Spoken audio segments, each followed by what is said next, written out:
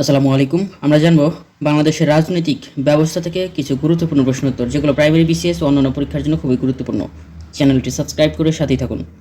প্রতিনিধিত্বমূলক গণতান্ত্রিক শাসন ব্যবস্থায় বিকল্প সরকার বলা হয় কাকে? বিকল্প সরকার বলা হয় বিরোধী দলকে। বাংলাদেশের সবচেয়ে প্রাচীন রাজনৈতিক দল আওয়ামী লীগ, এটা থেকে প্রশ্ন আসবে না। বর্তমানে অর্থাৎ 20 জানুয়ারি 2024 পর্যন্ত বাংলাদেশের নিবন্ধিত রাজনৈতিক দল হচ্ছে 44টি। সর্বশেষ নিবন্ধিত রাজনৈতিক দলের নাম বাংলাদেশ সুপ্রিম পার্টি, বিএসপি। নির্বাচনী প্রতীক একতারা। বাংলাদেশের প্রথম নিবন্ধিত রাজনৈতিক দল হচ্ছে লিবারেল ডেমোক্রেটিক পার্টির প্রতীক ছাতা। বাংলাদেশের প্রথম রাজনৈতিক দলের নিবন্ধন শুরু হয় 2008 সালে তত্ত্বাবধায়ক সরকারের আমলে।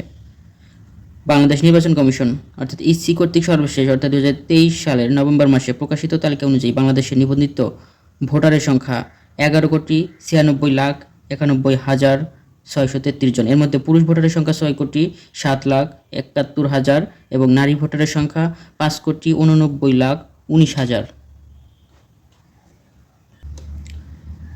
বাংলাদেশের নিবন্ধিত নতুন ভোটার হয়েছেন কতজন? 1,54,00,000। বাংলাদেশে দ্বাদশ জাতীয় সংসদ নির্বাচন অনুষ্ঠিত হয় 2024 সালের 7 জানুয়ারি এবং দ্বাদশ জাতীয় সংসদের মন্ত্রিসভা শপথ বাক্য গ্রহণ করেন 11 জানুয়ারি 2024। প্রশ্ন আসবে না। বাংলাদেশে মন্ত্রিসভা নিয়মিত বৈঠক অনুষ্ঠিত হয় প্রতি সপ্তাহের সোমবারে, তবে বিশেষ কারণে অন্য যে কোনো দিনও হতে পারে।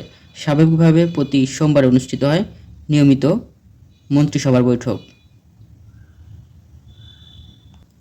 ভিডিওটি ভালো লাগলে অবশ্যই একটি লাইক দিবেন, সাথে থাকুন।